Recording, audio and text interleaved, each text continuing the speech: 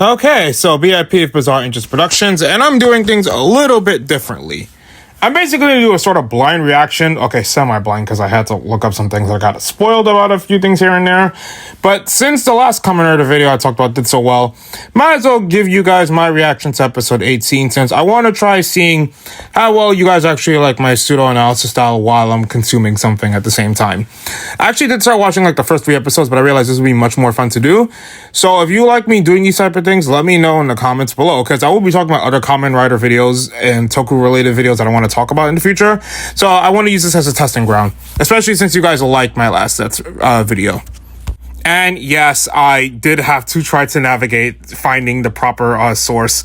Well, not the source, just the right timing in order to watch the video from the beginning. So this should be interesting. My name is Bakuya Rozu. At the age of 18. Okay, I'm not gonna lie.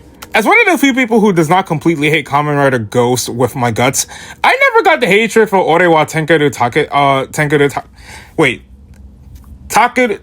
Takeru. Like, all he was just doing was telling us exactly what was going on. That was harmless. Okay, so his new commander is code number 3. For a variety of reasons, he can't be a switcher right now. Just tell him that he got destroyed. Like, why lie about that? You know, actually make him realize that, yeah, he has to take it seriously, otherwise he's going to lose his allies along the way. Okay, well, I'm glad they're taking Nox's betrayal actually pretty seriously, although technically they betrayed him first, so, like, yeah, you guys kind of have to point out that that wasn't ethically okay. Like, I get it, do the job or you don't need us anymore, but, like, have some, like, insurance to protect your clients. Okay, he says that Zero was remote controlling that robot, so there's definitely a human being behind Zero, most likely. But there's a part of me that feels like Zero was actually genuine at some point. Because, like, after what happened with Nox, with Baku being so genuinely earnest, you kind of feel like he's someone that you really should honestly tell the truth to, otherwise you're just ruining the risk of someone who earnestly wants to help just for the sake of keeping everything a secret and then planning to betray him. Like, if you genuinely trust him and see him as your only source against evil, use him and trust him. Oh crap, he actually gut kicked him to sleep. That's one way to wake someone up.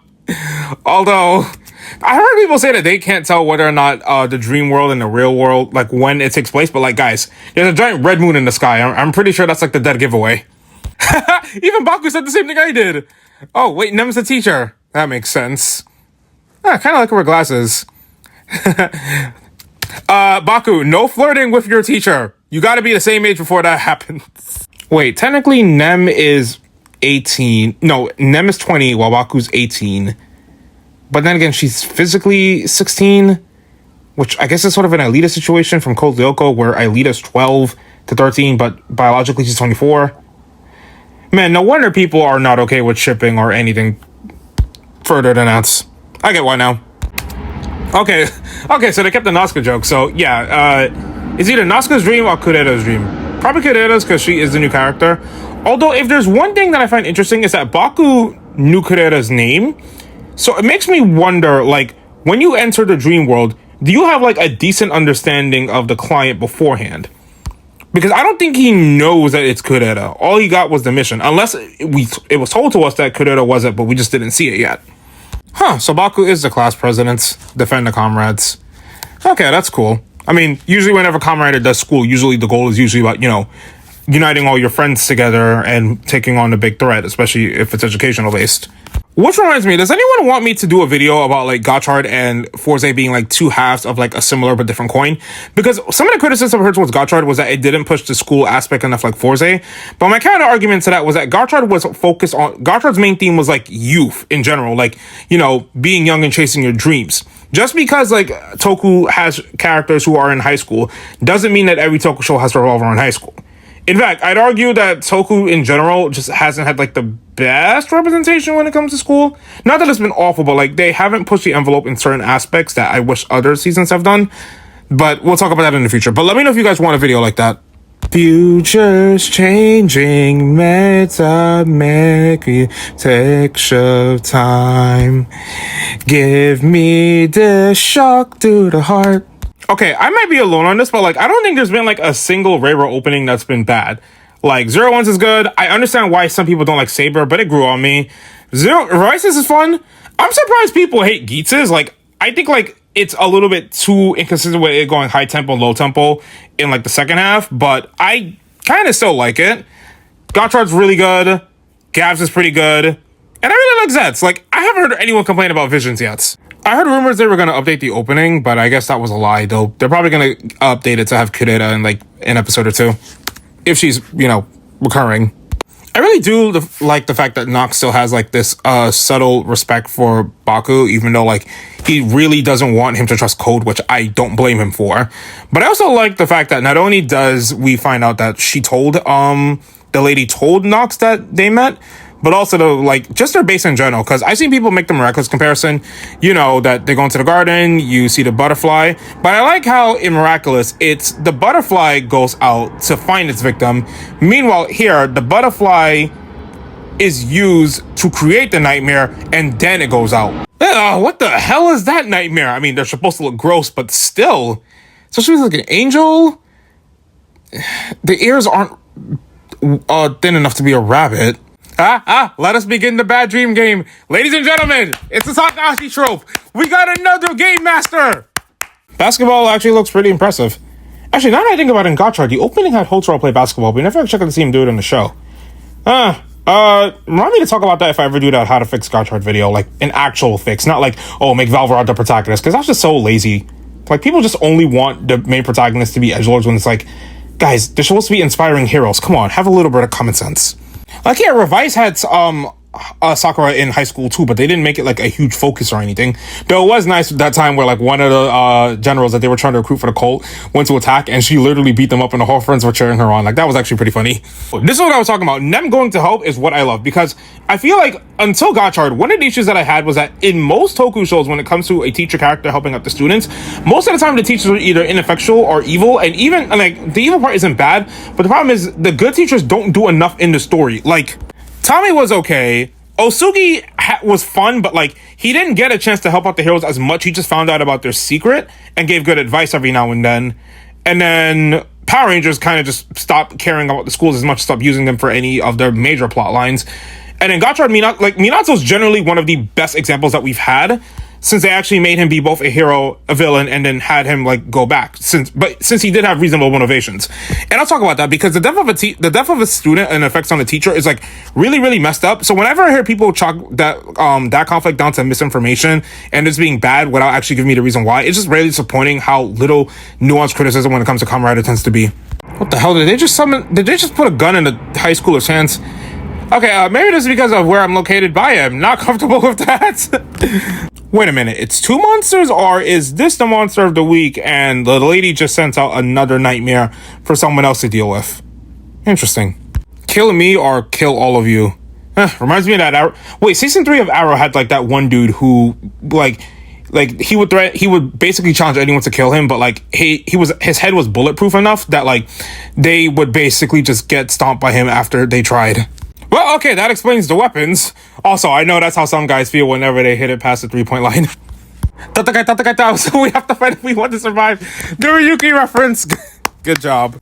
Kind of interesting to notice that Nasuka's been a lot more reserved than she was compared to how she is now in the present.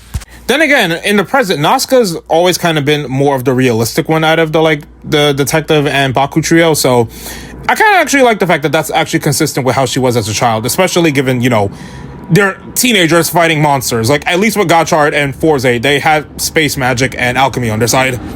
Ah, damn it. Okay, when I was watching the Crow episode, I really loved the fact that Baku was using impact without transforming to take down the guy with the knife, and then it cut to the dream, and I was like, damn, I was getting so invested in this, and then they woke him up again like this. It's not bad. I know why they do it, though. It's just interesting. Okay, so Nasuka wasn't the dreamer, so it's gotta be Kureha. Okay, so is it just me, or lately does it feel like the effects in the nightmares are starting to affect the real world much more? Because when they were chasing after Nox's real identity in the real world, that's where I started noticing, like, the lightning effects actually started really taking effect. Which, like, we've seen it before, but I feel like having the gym blow up is a clear sign for, like, this new arc that they're really taking this, the dream and the real worlds blending together more seriously. Especially since we know that's what the lady wants. Yeah, kind of glad Baku who held Tetsuchi back for this one because we kind of need some Nasuka focus specifically from her perspective on things. Like, let's let this woman breathe. Okay, so the reveal is most likely that Kureha is a spy, but like, considering that this is a superhero show and she uses a camera, also the fact that she's wearing a red sweater or shirt. Come on, anyone else getting Spider-Man vibes? Hell, season 1 of Ultimate Spider-Man TV show literally had Peter and his friends fight Nightmare, which that might be an unintentional reference or just my brain clicking things together, but hey, that's pretty cool. Oh, so they broke up, well, in terms of being friends, because they couldn't get to the same university. Which I feel like that's happened, like, I've heard of, like, a few romances where, like, the characters had planned to graduate and go to, like, the same high school, but then one of them didn't, and usually they'd be upset by that, but then, like, they usually resolve it by just being like, hey, even if it's, like, long distance, if we still love each other, we'll still have each other, and it's usually cool to see that they reunite, so I'm glad that in this case they're reuniting, but I want to see how this unfolds more. Okay, I'm at the scene where the nightmare is literally just murking most of the students, and I know for a fact there's someone in the Kamen Rider community who hates Forze and Gottsched with such a passion that if they killed off like most of the main cast who were teenagers, they would probably rejoice and call it a good show. And I'm not joking. There are some people in this community that are just downright cynically psychotic.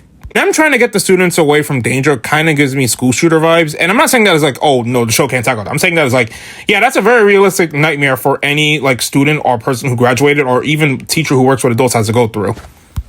And people have the nerve to tell me they think that Kamen Rider is too lighthearted and goofy and childish anymore. Like, A, it's a kid's show, and B, every Kamen Rider season has some pretty effed up elements, even the ones that people claim are light. Hell, even Dragon Knight has a lot of dark moments when you think about it for like a few minutes. Pause. Nem's teacher blazer has red, black, yellow, purple, blue, and a gold such thingy? Wait, was that a King Oja reference? Oh crap, I didn't even notice that. Cool. Wait, the mind doors are opening, but I thought that can only happen because if the nightmare is searching their way through the memories. Wait, no, 7 can go through the mind doors too. Can the other agents go through the night? Well, Nox could probably. Let me know, because I think I might have missed something there. Oh, she knows that he's 7. Okay, yeah, she has to be an agent. She probably still has her memories, too. Okay, cool. So it is her dream. So it makes you wonder, is the lady going after former agents in order to recruit them to her side? Or she's just going after them if they don't want to support either Code or them, to make sure that they are no longer useful. Pretty interesting. And, like, it makes sense that she has experience with this, but, like, I actually like the fact that so far she's been, like, the dreamer that's been the most active in trying to stop their own nightmare. I respect that. I like Stream, but I feel like it's the suit that they're going to use the least out of, like, his main 4, purely because of all the VFX that require for it to be functional. Which is a shame, because I feel like Rider, in general, has a higher budget than most people give it credit for, but they still have to work within their limitations. Damn, they've been letting the camera linger on for a lot of these fight scenes for, like, a good while. I kind of like it because I usually like when fight scenes usually use a variety of camera angles, but I feel like with this show in general, they're choosing to want to selectively focus on just using one angle to focus on the brutality of it before switching whenever they need to like include the weapon or something. I like that. Nox, what do you mean you should slow down and enjoy it? No, everything needs to be moving at a steady and fast pace. There shouldn't be any time to breathe. It should be nothing but chaotic action, aura, hype scenes, and no character and barely any characterization whatsoever. Why should we try to slow down and marinate in the mystery, the dream aspects, the characterizations, everyone bouncing off each other, the mysteries, and the characters having personalities when we could just focus on getting to the next action scene? Right, Jujutsu Kaisen fans? I mean, he's trying to defend 2 people at once. Of course he has to play defense in order to survive a death game. I mean, you can't win a death game if you get killed off focusing exclusively on offense, right? Oh well, Nox doesn't care. Again, I can agree with the people who say that Nox is a hypocrite. However, one thing I do appreciate is that while he does target Kureha in order to help the nightmare, he's mostly focusing on helping the nightmare accomplish her dreams rather than hurting the person. Because the moment he breaks the barrier, he stops firing at her, which I respect about him. Wait, did Baku regain some of his memories, or is he putting the pieces together? Because there's no way he could have just remembered that Kureha was at the crime school unless he was like, oh yeah, this all makes sense now.